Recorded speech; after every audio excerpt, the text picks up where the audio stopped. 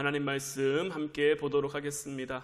오늘 우리가 함께 나눌 하나님 말씀은 구약성경 미가서 1장 1절부터 7절까지 말씀입니다.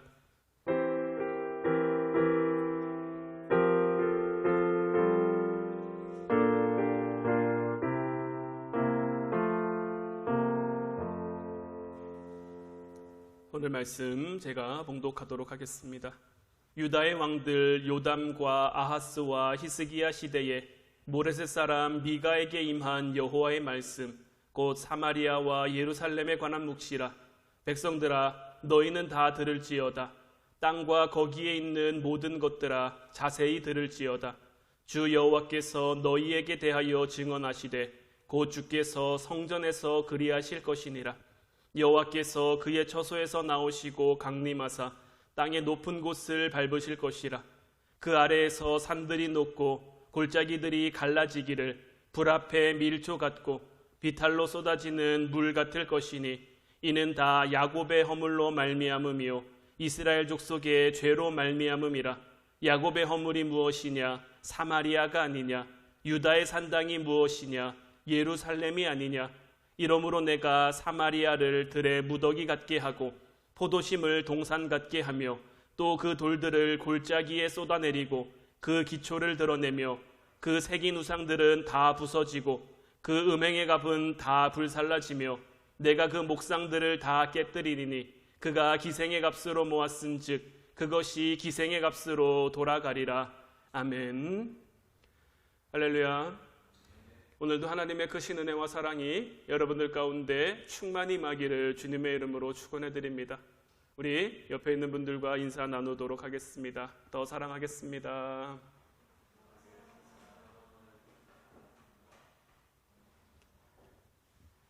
하나님의 사랑이 지금 이 시대 가운데 더 우리에게 풍성히 임하기를 소망합니다.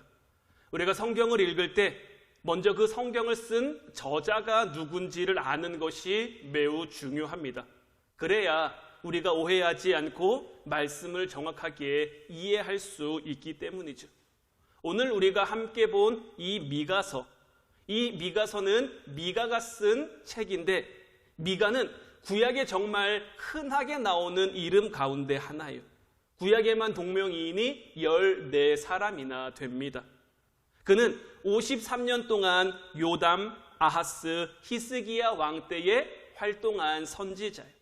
주로 예루살렘에서 사역했지만 북이스라엘의 수도인 사마리아의 멸망까지 예언한 선지자가 바로 이 미가 선지자예요. 이 미가 선지자가 살던 시대에는 두 가지의 큰 위기가 있었는데 외적인 위기와 내적인 위기가 있었어요. 먼저 이 외적인 위기는 뭐냐? 폭군과 같은 아수르가 너무 강대했어요. 호시탐탐 이 나라를 위협하고 있는 거죠. 이 아수르가 자기 백성들로만 군대를 만들어서 운용하는 것이 아니라 다른 나라의 군대들까지 용병으로 사서 굉장히 강한 군사력을 활용했거든요. 이런 야만적인 아수르에게 하나님의 나라였던 북이스라엘은 멸망하게 되죠.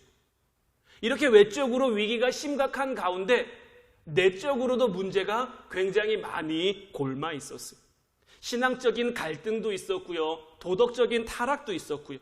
미가서는 당시의 부패한 상황이 어떠했는지에 대해서 굉장히 리얼하게 우리들에게 설명을 해주고 있어요. 그 시대와 오늘날의 시대를 비교해보면 사실 크게 다르지 않은 것 같아요. 먼저 미가서 2장 2절 말씀을 보면 밭을 탐하여 빼앗고 집들을 탐하여 차지하니 그들이 남자와 그의 집과 사람과 그의 산업을 강탈하도다. 미가가 살던 시대는 어떤 시대였느냐? 돈에 탐하고 재물에 탐하고 이런 자기의 재산 불리기에 심취해 있던 그러한 시대였어요. 오늘날은 어떻습니까? 오늘날도 굉장히 물질 만능주의라고 할 만큼 그러한 시대를 저희들 살아가고 있죠. 저도 그렇지만 돈 싫어하는 사람 아마 아무도 없을 거예요. 요즘에는 아파트다, 부동산이다, 코인이다, 주식이다, 여러 가지 자기들의 재산을 늘리는 일. 물론 이런 것들을 제가 나쁘다고 이야기하는 것들이 아니라 거기에 너무 심취하고 몰입해 있는 그러한 시대를 우리가 살아가고 있다라는 거죠. 얼마 전에 오징어 게임이라는 넷플릭스 드라마가 굉장히 지금도 화제가 되고 있죠. 전 세계적으로 굉장히 난리예요. 여러분들도 혹시 보셨나요? 내용은 이렇습니다. 456억 원의 상금이 걸린 의문의 서바이벌 게임에 참가한 사람들이 최후의 승자가 되기 위해 목숨을 걸고 극한의 게임에 도전하는 이야기라고 인터넷에서 저 작품을 소개하고 있더라고요. 456억을 차지하기 위해 게임에 참가했는데 그 게임 안에서 서로가 서로를 해하고 죽이는 것이 정말 아무렇지 않게 일어나고 있죠. 돈이면 다 된다는 그런 것, 또 저 게임 안에서 평등하다, 공평하다 이런 것들이 전 세계적으로 지금 열광을 일으키고 있다라고 해요. 근데 여러분들 한번 이렇게 생각해 보세요. 만약 저 오징어 게임이 현실에서 벌어진다면, 정말 현실에서 누군가가 456억을 걸어놓고 456명의 사람을 데려다가 게임을 한다면 저 드라마 속에 있는 상황이 현실로 이어질까요? 안 이어질까요? 저 게임에 참가할 사람이 있겠습니까? 없겠습니까? 저는 있다고 봐요. 지금 우리가 사는 시대와 우리가 사는 현실이 이런 시대인 거예요. 영화와 현실에 저거는 단순히 어쩐 드라마잖아요. 가상으로 만들어진 거잖아요. 근데 그걸 현실로 가지고 들어와도 전혀 어색함이 없을 정도의 그러한 시대를 우리가 살아가고 있다라는 거죠. 두 번째는 미가서 6장 10절로 11절 말씀을 보면 악인의 집에 아직도 불의한 재물이 있느냐, 축소시킨 가증한 에바가 있느냐, 내가 만일 부정한 저울을 썼거나 주머니에 거짓 줄을 두었으면 깨끗하겠느냐. 미가 선지자가 살던 그 시대는 속이는 일, 서로가 서로를 속이는 일이 굉장히 다반사였어요. 나의 이익과 나의 만족을 위해서 다른 사람은 손해봐도 되고 피해봐도 되고 이러한 인식 속에 살아가던 시대였는데, 오늘날 우리가 살아가는 시대는 어떻습니까? 우리가 살아가는 시대에도 나만 아니면 돼, 이런 말들이 방송에서도 공공연히 나올 정도로 개인주의적인 그런 삶을 저희들 살아가며 나만 괜찮고 나만 좋으면 다른 사람들은 좀 피해봐도 되고 손해봐도 된다는 그러한 생각들이 우리 이 사회 가운데 굉장히 많이 있죠. 또한 요즘 거짓 뉴스, 가짜 뉴스라고 해서 뉴스를 봐도 뭐가 맞는 말인지 잘 모를 때가 있어요. 뭐가 진짜인지 뭐가 가짜인지 구분이 안 되는 그런 상황들이 너무 많아요. 문제가 터졌어요. 양쪽에 서로 피해자라고 주장하는 사람들만 가득해요. 내가 잘못했다고 말하는 사람은 아무도 없어요. 세 번째는 미가 7장 5절 말씀을 보면 너희는 이웃을 믿지 말며 친구를 의지하지 말며 내 품에 누운 여인에게라도 내 입의 문을 지킬지어다. 이웃을 믿지 말고 친구를 의지하지 말고 내 품에 누운 여인, 그러니까 아내에게도 내 입의 문을 지키라고 미가 선지자가 말하고 있어요. 이 말이 의미하는 것은 무엇입니까? 가까운 사람도 믿을 수 없는, 미가 선지자가 살던 시대는 그러한 시대였다라는 거고, 오늘날 우리가 살아가는 시대도 마찬가지죠. 뉴스를 보다 보면 연예인들이나 이런 셀럽들의 이혼 소식이 종종 들려옵니다. 처음에 한 10수년 전만 하더라도 이혼이라는 기사가 나오는 것이 굉장히 큰 이슈였어요. 그런데 요즘은 정말 아무것도 아니에요. 얼마 전에 뉴스를 보니까 어떤 사람이 10년 만에 이제 결혼 후 파경을 맞았다고 이렇게 기사가 나왔는데, 그 기사의 댓글에 뭐라고 적혀 있는 것이 대부분이냐면 10년이면 오래 살았네, 이런 얘기들이, 이런 반응들이 굉장히 많은 거예요.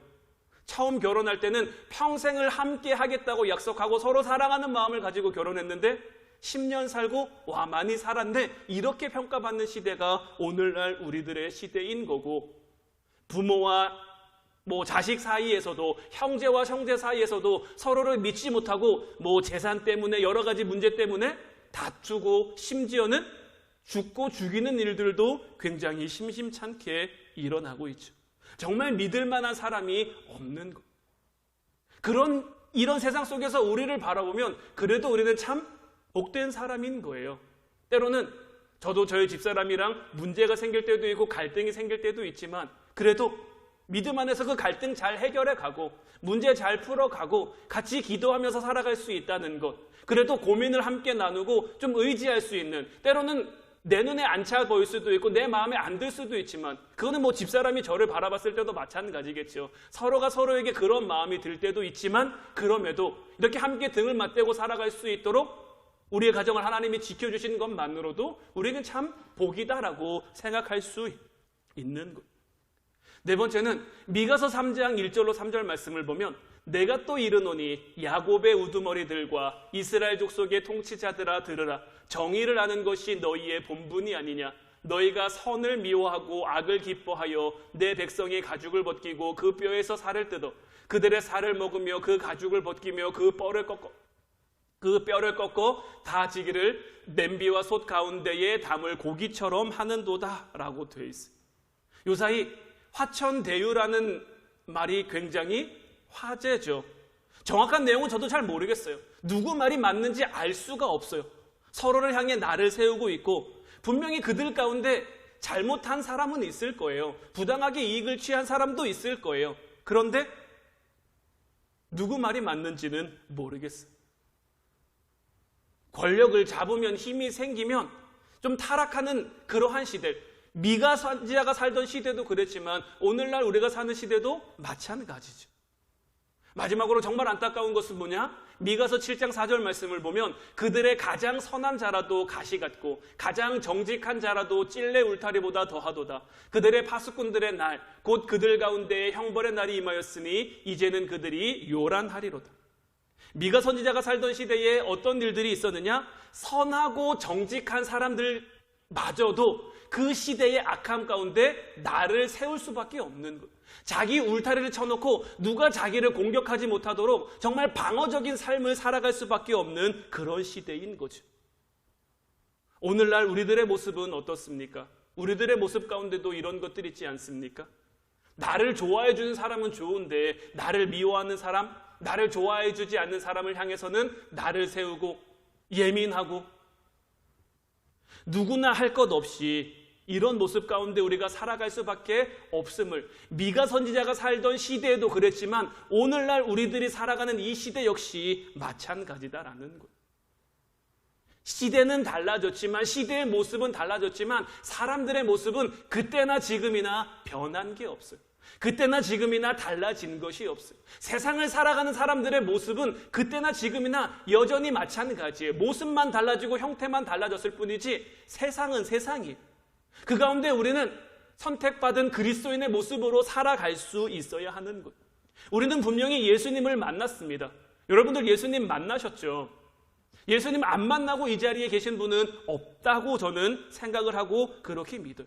우리는 복음을 경험했고 하늘에 계신 그 하나님께서 직접 이 땅에 육신의 몸을 입고 내려오셨고 나를 위해서, 다른 누구도 아닌 나를 위해서 십자가를 지셨음을 우리는 믿고 확신하고 그 은혜로 우리의 삶을 살아가고 있단 말이에요. 내 죄가 너무나 커서 방법이 없었는데 예수님이 우리에게 찾아와 주셨고 그 예수님을 통해 우리가 예수님을 고백하고 나의 죄를 고백함으로 구원을 받게 됐어요. 그렇게 우리는 하나님의 자녀가 되었고 하나님으로부터 의롭다 칭함을 받게 되었어요. 그런데 여러 가지 시대적 상황들이 코로나가 장기화되면서 여러 가지 문제와 형편과 상황들이 우리 가운데 주어지면서 우리도 가시가 되어가고 있다라는 것. 주님 나라가 가까이 왔는데 우리의 모습이 세상 사람들과 크게 다르지 않을 때가 많은 것. 우리도 우리 스스로 찔레 울타리를 우리 주변에 쳐가고 있는 것. 미가 선지자의 시대적 상황과 우리의 상황이 크게 다르지 않음을 우리는 보게 되는 것.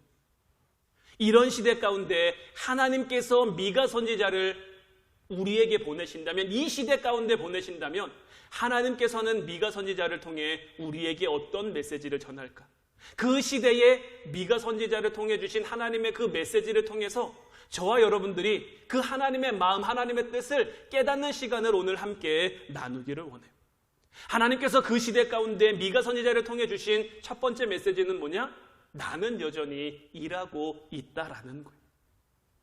오늘 본문 1절 말씀을 다시 보면 유다의 왕들 요담과 아하스와 히스기야 시대에 모레셋 사람 미가에게 임한 여호와의 말씀, 곧 사마리아와 예루살렘에 관한 묵시라.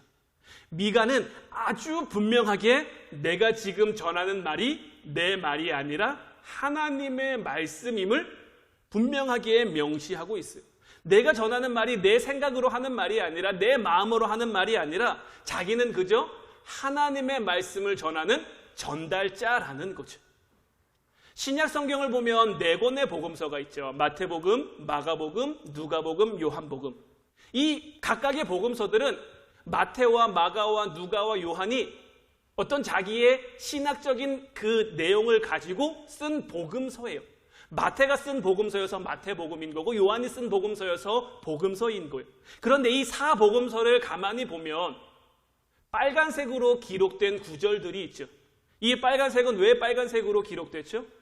예수님이 하신 말씀이기 때문에 빨간색으로 기록되어 있는 거예요. 다른 것들은 그 각각 책을 기록한 마태, 마가, 누가, 요한이 자기가 이 복음서를 읽기 바라는 대상들을 향한 그 마음을 가지고 조금 각색한 것도 있어요. 순서를 바꾼 것도 있어요. 그래서 모든 복음서를 보면 어디에는 있고 어디에는 없는 것도 있고요. 순서가 조금 달라진 것도 있어요. 왜냐하면 마태복음은 유대인들을 위한 거고 마가복음은 이방인들을 위한 거고 이런 각각 이 복음서를 보기를 원하는 그 대상들이 있고 그들을 향해 썼기 때문에 그들 편에서 이해하기 쉽도록. 하지만 그런 것들은 달라졌지만 뭐만은 바뀔 수가 없는 거예요. 예수님이 하신 말씀만은 바뀔 수가 없는 거예요. 그래서 신약 성경 가운데 사복음서 가운데 빨간색으로 기록된 것은 변하지 않는 예수님의 말씀을 의미하는 거예요. 근데 오늘 이 미가 선지자가 이 미가서를 기록하면서 우리에게 하는 말이 바로 이거인 거예요. 나는 지금 내 말을 하고 있는 게 아니다. 나는 지금 내 생각을 전하고 있는 게 아니다. 나는 하나님이 나에게 주신 이 묵시의 말씀을 그대로 전하는 거다.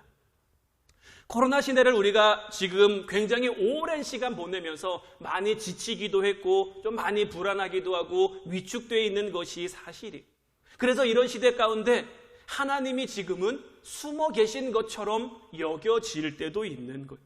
그러나 지금 이 순간 이 코로나 시대에도 하나님은 하나님의 방식대로 일하고 계신다는 것을 우리가 분명히 깨달을 수 있어야 돼요. 기독교 커뮤니티에 이런 글이 올라온 적이 있어요.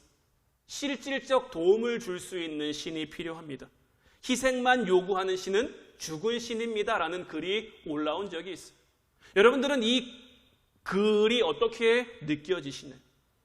오죽하면 이런 말을 했을까라는 안타까운 마음이 들기도 합니다. 본인이 하나님을 굉장히 열심히 믿었고 잘 믿었는데 자기의 삶이 돌이켜보니까 아무것도 없더라는 거죠. 너무 가슴 아픈 말인 거죠. 우리가 힘들면 우리가 어려우면 하나님이 우리를 향해 침묵하시는 것처럼 아무것도 하지 않는 것처럼 보일 수도 있어요. 하지만 하나님께서는 분명히 우리를 향해 말씀하십니다. 여전히 일하고 계신다고. 오늘도 저와 여러분들에게 말씀하고 계신 거예요. 단지 하나님은 내 생각과 내 방법대로 일하시지 않을 뿐인 거예요. 왜냐하면 하나님이 내 뜻대로 다 해주시면 내 마음대로 다 해주시면 내가 하나님이지 하나님이 아닌 거예요. 하나님이 하나님이신 이유는 하나님의 뜻, 그 뜻을 이 땅 가운데 우리의 생각은 짧아서 우리의 생각은 좁아서 크게 볼 수가 없어요. 왜 우리도 나무를 보지 말고 숲을 보라는 말 굉장히 많이 하잖아요. 그것처럼 우리는 하나님의 생각, 하나님의 세계를 아무리 이해하고 싶어도 다 이해하고 담을 수가 없어요. 그저 지나고 보면 하나님께서 우리의 삶을 이렇게 인도하셨구나. 하나님께서 우리의 삶 가운데 이런 은혜를 베푸셨구나. 그것을 깨달을 뿐이죠.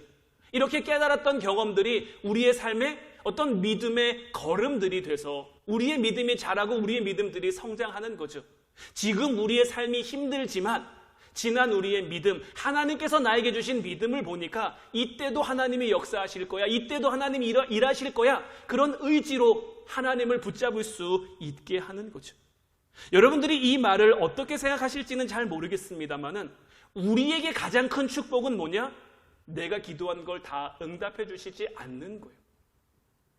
여러분들이 이 말을 어떻게 생각하십니까? 우리가 받은 가장 큰 축복 가운데 하나는 하나님이 내 기도를 다 응답해 주시지 않는 거예요. 한번 여러분들이 이렇게 생각해 보세요. 제가 어렸을 때도 저희 부모님이 참 너희들 좋은 시대를 살아 한다 이렇게 말씀하셨었거든요. 근데 저도 저희 애들 자라는 걸 보니까 참 좋은 시대를 살아가고 있는 것 같아요. 뭐 먹을 걸로 걱정할 것도 없고 뭐 이런 거 저런 거 별로 걱정할 거 없는 것. 물론 시대가 그렇긴 합니다만은 그래도 참 좋은 시대를 살아가고 있는 것 같아요. 근데 애들 입장에서는 어떨까요? 애들 입장에서는 그걸 알까요?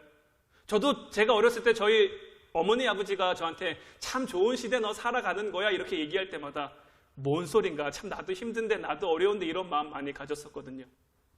근데 힘든 게 없으면, 어려운 게 없으면 내가 지금 가지고 있는 게 얼마나 소중한지 잘 몰라요. 저희 요엘이가 반찬 편식이 굉장히 심합니다. 고기만 먹으려고요. 치킨만 먹으려고요. 맨날 뭐 먹으려면 고기 아니면 치킨 이런 것만 얘기해요. 다른 것들은 잘 안 먹으려고 하거든요. 그러면서 엄마가 야채 주면 엄마가 야속하고 엄마가 밉죠. 근데 정말 요엘이에게 좋은 건 어떤 걸까요? 요엘이가 좋아하는 대로 다 해주는 게 좋은 걸까요? 요엘이가 바라는 대로 다 해주는 게 요엘이에게 좋은 걸까요?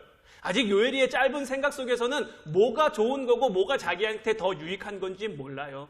그냥 지금 당장 자기에게 좋은 것만 좋은 거예요. 하나님이 우리를 향해 응답하시는 것도 마찬가지예요. 앞서 말씀드리는 것처럼 내가 원하는 대로 내가 생각하는 대로 다 하나님이 해주시면 내가 하나님인 거죠. 그래서 때로는 우리의 생각과 다른 일들이 우리에게 주어지는 것, 때로는 다른 방법이 우리 가운데 주어지는 것, 이것이 정말 우리를 향한 하나님의 축복일 수 있는 거예요. 왜냐하면 그러한 것들을 통해서 우리는 더욱 하나님을 깨달을 수 있으니까요. 더욱 하나님을 바라볼 수 있으니까요. 지금 내 생각대로 내 마음대로 안 되는 것들 많으시겠지만, 그래서 힘듦과 어려움 가운데 여러분들 있으시겠지만 하나님은 여전히 지금도 저와 여러분들을 위해 일하고 계심을 믿는 여러분들 되시기를 주님의 이름으로 축원해 드립니다. 두 번째로 하나님이 주시는 메시지는 뭐냐? 나는 너와 함께 행동하기를 원한다는 것. 미가서 6장 8절 말씀을 보면 사람아 주께서 선한 것이 무엇임을 내게 보이셨나니 여호와께서 내게 구하시는 것은 오직 정의를 행하며 인자를 사랑하며 겸손하게 내 하나님과 함께 행하는 것이 아니냐. 이 미가서 6장 8절 말씀은 미가서의 전체 주제 말씀이에요. 하나님께서 우리에게 원하시는 것이 뭐냐? 정의를 행하며 인자를 사랑하며 겸손함께 하나님과 함께 행하는 것을 우리에게 원하신다라는 것. 그러기 위해서 선한 것이 무엇인지 우리에게 보여주신 것. 먼저 우리는 정의를 행하며 살아가야 하는데 지금 우리가 이렇게 드리는 예배 우리들에게 굉장히 중요합니다. 왜냐하면 예배는 하나님을 만나는 것이고 이 예배를 통해서 하나님 영광 받으시기 때문인 거죠. 근데 우리가 분명히 알아야 될 것은 뭐냐면 이런 예배는 사실 기본이에요. 기본. 당연한 거예요. 우리가 하나님을 믿는 사람이라면, 하나님의 백성이라면, 하나님의 자녀라면 예배는 기본이 되어야 되는 거예요. 내가 예배 드린 걸로 신앙의 전부를 한 것처럼 이렇게 여겨서는 안 된다라는 거예요. 우리는 개인적인 신앙생활만 하다가 하나님 나라로 가서는 안 되는 거예요. 하나님께서 우리에게 예배의 자리를 허락해 주신 것은 뭐냐? 우리가 한 주 동안 세상 가운데 살아가죠. 세상 가운데서 뭐 힘든 일도 있고 어려운 일도 있고 지친 일도 있고 여러 가지 일들, 마음에 무거운 짐이 생겼을 텐데 예배에 나와 하나님을 만남으로 그런 것들로부터 자유해지는 거예요. 새 힘을 얻고 새 능력을 얻는 거예요. 그런데 반대로 여러분들 예배가 일처럼 느껴지고 예배가 짐처럼 느껴지고 예배가 내가 굉장히 수고로운 뭔가를 하는 것처럼 느껴진다면 빨리 우리의 마음을 다시 점검해 볼 필요가 있어야 되는 거예요. 예배는 기쁨이어야 되고 예배는 자유여야 되고 예배는 은혜여야 되는 거예요. 그래서 이 기본, 예배라는 기본을 통해서 우리는 하나님 나라를 이 땅 가운데 살아가되 세상과 구별된 삶, 이러한 삶을 생활 선교사라고 말할 수 있는 그러한 삶인 거죠. 우리의 삶의 행실을 통해서 우리의 삶에 드러나는 모습들을 통해서 사람들이 하나님의 살아계심과 하나님의 나라를 경험할 수 있도록 하는 것. 그러나 제가 여러분들에게 말씀드리고 싶은 생활 선교사는 뭐 무조건 참는 기독교인이니까 무조건 이래야 되는 그런 삶을 가리켜 말하는 게 아니에요. 우리에겐 뭐가 있어야 되느냐? 지혜가 있어야 되는 거예요. 정의를 행하며 살아가기 위해서도 하나님 주시는 지혜가 있어야 되는 거예요. 우리가 말할 때도 아다르고 어다르다고 합니다. 말 한마디로 천냥빚도 갚을 수 있다고 합니다. 말의 지혜가 굉장히 우리에게 있어야 돼요. 가정에서도 직장에서도 어디에서도 이런 지혜, 말할 것을 부드럽게 말하고 우리에게 주어진 하나님이 주신 권리도 누려야죠. 은혜도 누려야죠. 축복도 누려야죠. 누리지만 욕심은 내지 않는 그러한 모습으로 하나님 자녀다운 그런 정의를 행하는 삶이 우리 가운데 나타날 수 있어야 하는 것이고, 무엇보다 중요한 것은 주님을 사랑해야 하는 거예요. 우리에게는 사랑이 필요해요. 우리에겐 사랑이 너무나 있어야 돼요. 왜냐하면 하나님께서 우리를 사랑으로 만드셨기 때문이에요. 하나님이 우리를 만드실 때 그냥 만드신 게 아니라 우리를 너무나 사랑하시는 그 마음을 가지고 만드셨어요. 그래서 우리 안에는 사랑이 있어야 돼요. 사랑이 필요합니다. 그래서 우리 안에 사랑이 부족해지면 때로는 사람을 향해서 사랑을 구하기도 합니다. 다른 어떤 대상이나 다른 어떤 것들을 향해 사랑을 구하기도 합니다. 그러나 이 미가 선지자가 말하는 것은 뭐냐면, 마지막 때가 되면 사람에게서, 이 세상 가운데서 사랑을 얻을 수 없다라는 것. 우리의 사랑은 어디로부터 비롯되어야 되느냐? 주님께로부터 그 사랑이 비롯될 수 있어야 하는 것. 오늘 말씀은 하나님과 동행하기 위해서는 우리가 하나님을 사랑해야 한다라는 것, 그리고 겸손해야 한다라는 것. 우리는 하나님의 사랑을 믿음으로 구원을 받게 된 거예요. 그렇게 구원을 받은 우리는 하나님이 우리를 사랑하신 것처럼, 주님이 우리를 사랑하신 것처럼 우리도 사랑할 수 있어야 되는 것.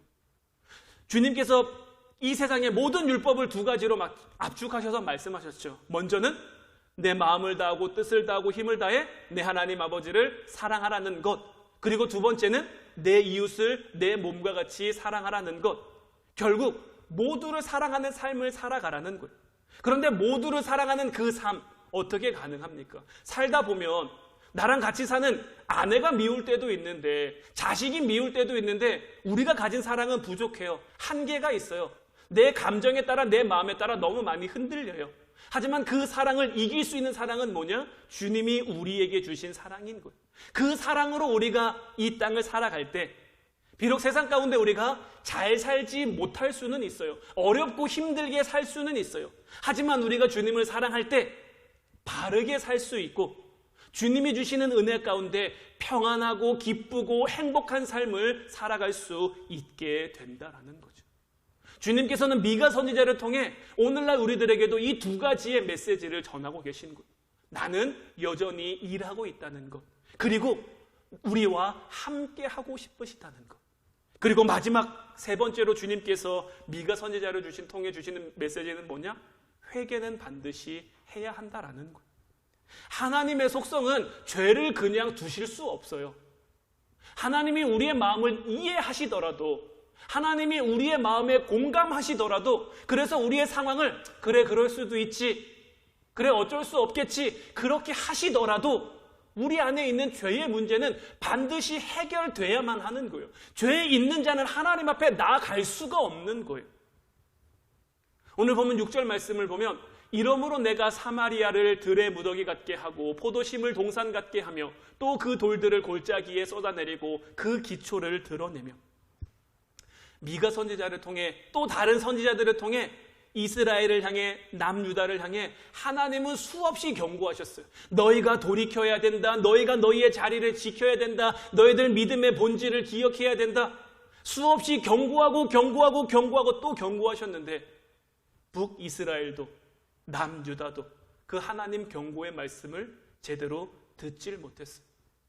그들의 마음을 돌이켜 그들의 자리를 지켜야 했는데 그들은 그 자리를 지키지 못했어요. 그리고 하나님의 이러한 경고는 실제가 됐죠. 미가가 지금 이 6절 말씀을 통해 경고한 예언 19년 만에 이루어집니다. BC 721년에 사마리아는 완전히 폐허가 말았어요. 미가는 남유다를 향해서도 죄악에 대한 엄중한 경고를 했고, 남유다 역시 북이스라엘보다는 조금 더 시간을 유예받기는 했지만 그들도 결국 바벨론에게 무너지고 말았죠. 제가 어렸을 때 아버지 주머니에 몰래 이렇게 손을 댄 적이 있어요. 오락실도 가고 싶고 맛있는 것도 먹고 싶은데 엄마가 돈을 잘 안 주니까 처음부터 아버지 주머니에 손을 대려고 했던 건 아니고, 지나가다가 이렇게 돈이 있는 게 보여진 거예요. 그래서 유혹을 참지 못하고 그 돈을 꺼내다가 오락실도 가고 맛있는 것도 먹고 정말 신나게 놀았어요. 놀 때는 참 좋았는데 잘못한 게 있으니까 집에 들어가기 참 무섭더라고요. 도망가고 싶기도 하고 집에 안 들어가고 싶기도 하고 그래서 늦게 집에 들어갔는데 엄마 아빠가 모르는 거예요. 제가 돈을 가져간 거를. 아, 다행이다. 아, 살았다. 제가 한 번으로 끝냈을까요? 못 끝냈을까요? 이게 걸렸으면 끝냈을 수도 있는데 안 걸리니까 또 오락실은 가고 싶고 또 맛있는 건 먹고 싶고 또 손을 댄 거죠. 한 번이 두 번이 되고 두 번이 세 번이 되고 지금 생각해보면 저희 부모님이 몰랐을까? 저는 알았을 거라고 생각을 해요. 그리고 지금 또 돌이켜 생각해보면 저한테 은근히 경고도 했어요. 은근히 네가 지금 이렇게 잘못하고 있는 거를 꼬집어 주기도 했어요. 근데 저는 몰랐어요. 깨닫지 못했어요. 그리고 이걸 어떻게 깨닫게 됐느냐? 결국 참다 저희 엄마가 저를 뒤지게 혼낸 거죠. 예. 그러면 안 된다. 그럼 잘못한 거다 해서 진짜 신나게 얻어 터지고 신나게 혼나고 그리고 난 다음부터 깨닫게 된 거예요. 어떻게 보면은 저희 부모님께서 그것이 잘못이라는 것을 저에게 스스로 깨달을 수 있는 기회를 주셨는데 제가 깨닫지 못한 거고 그 결과 얻어 터지고 나서야 그걸 깨닫게 된 거예요. 마찬가지예요. 하나님은 우리에게 회개할 기회를 주십니다. 그런데 그 시간이 마냥 우리에게 있는 것은 아니에요. 제가 이번 금요 철야 예배 시간에 기도하다가 하나님이 저에게 어떤 마음을 주셨냐면 포도밭에 심긴 무화과 나무에 관한 말씀을 주셨어요. 이 이야기는 여러분들 다 잘 알 거예요. 포도밭인데 희한하게 무화과 나무가 심겨져 있는 거죠. 근데 주인이 그 무화과 나무에서 열매를 얻고자 하는데 이 무화과 나무가 열매를 맺질 못하는 거예요. 그래서 주인이 이 무화과 나무를 뽑아 버려라 그러는데 이 포도원 지기가 내가 조금 더 이 나무에 수고를 기울이겠습니다. 거름도 주고 잘 길러서 이 나무가 열매를 맺을 수 있도록 하겠습니다. 이 무화과 나무의 입장에서는 사실 포도밭인데 포도나무만 있어야 되는데 은혜를 입은 거예요. 은혜를 입었으면 그곳에 주어진 역할을 다할 수 있어야 되는데 그 역할을 다하지 못하고 있는 거죠. 그래서 마지막 경고가 어떻게 보면 그 나무에게 주어진 거예요. 그 후에 그 나무가 열매를 맺었다 맺지 못했다에 대한 말씀은 나와 있지 않습니다만은 열매를 맺었다면 그곳에 계속해서 있을 수 있는 것이 될 테고 열매를 맺지 못했다면 그곳에서 뽑혀졌겠죠. 지금 이 시대 가운데 미가 선지자가 말씀을 전한다면 분명한 거예요. 지금 이 시대 가운데 지금 우리의 삶 가운데 아무 일이 일어나지 않는다고 그냥 우리의 삶이 괜찮은 것 같고 평안한 것 같고 그럭저럭 살만한 것 같다고 해서 내 자리를 지키지 못해서는 안 된다라는 거죠. 우리는 우리에게 주어진 자리를 지킬 수 있어야 되는 거예요. 하나님이 우리에게 끝없이 제가 지금 몇 주 동안 계속해서 여러분들에게 전하고 있는 메시지 가운데 하나가 지금 내가 있을 곳이 어딘가 하는 거예요. 나는 지금 어떤 자리를 지키며 살아가야 하는가라는 거예요. 이스라엘 백성들 그들이 있어야 할 곳을 지키지 못했기 때문에 멸망할 수밖에 없었던 거예요. 그들이 있어야 할 곳에서 그들의 마음과 그들의 생각이 떠났기 때문에 하나님 그들을 심판하실 거예요. 우리는 우리에게 주어진 우리가 지켜야 할 자리를 지킬 수 있어야 되는 거예요. 하나님의 신실하심을 믿고 힘들고 어렵지만 우리의 자리를 지키며 살아간다면 하나님께서는 우리와 함께 하실 거예요. 우리가 가진 것, 우리가 누리는 것, 뭐 세상이 자랑하는 것들 하나님이 후 한번 보시면 그냥 다 날아갈 수밖에 없는 것들이 우리의 건강도 우리의 물질도 우리의 자녀도 우리의 하고 있는 것들도 다 하나님 손 안에 있는 것. 하나님이 지켜주실 때 하나님이 붙잡아 주실 때 그 은혜를 깨달을 수 있는 저와 여러분들이 되어야 하는 것. 제가 매주마다 여러분들에게 말씀 묵상해야 됩니다. 기도해야 됩니다. 성경 통독해야 됩니다. 이제 20일 기도회가 얼마 남지 않았으니까 이 20일 기도회 우리 함께 기도합시다. 이렇게 얘기하는 그 이유가 다른 데 있는 게 아니에요. 여러분들 힘들게 하려고 여러분들 귀찮게 하려고 그렇게 해서 여러분들에게 매주 얘기하는 것이 아니라 이래야 우리의 영혼이 살 수 있으니까요. 이 자리를 지키지 못하면 우리의 영혼이 끝나니까요. 우리의 영혼이 끝나면 하나님의 성경을 통해서 우리에게 계속 경고해주고 계시잖아요. 계속 보여주고 계시잖아요. 이 하나님의 보여주심을 이제 볼 수 있는 여러분들이 되셨으면 좋겠어요. 깨달을 수 있는 여러분들이 되셨으면 좋겠어요.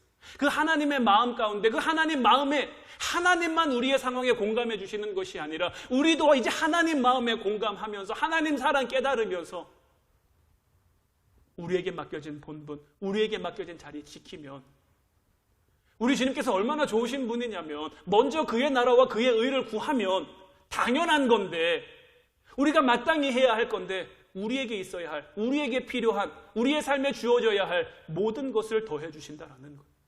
이제 이 말씀을 믿는다면, 이제 이 말씀이 여러분들 마음밭 가운데 심겼다면 이 말씀을 정말 잘 자라게 해서 잘 결실할 수 있는 여러분들 되시기를 주님의 이름으로 축원해 드립니다.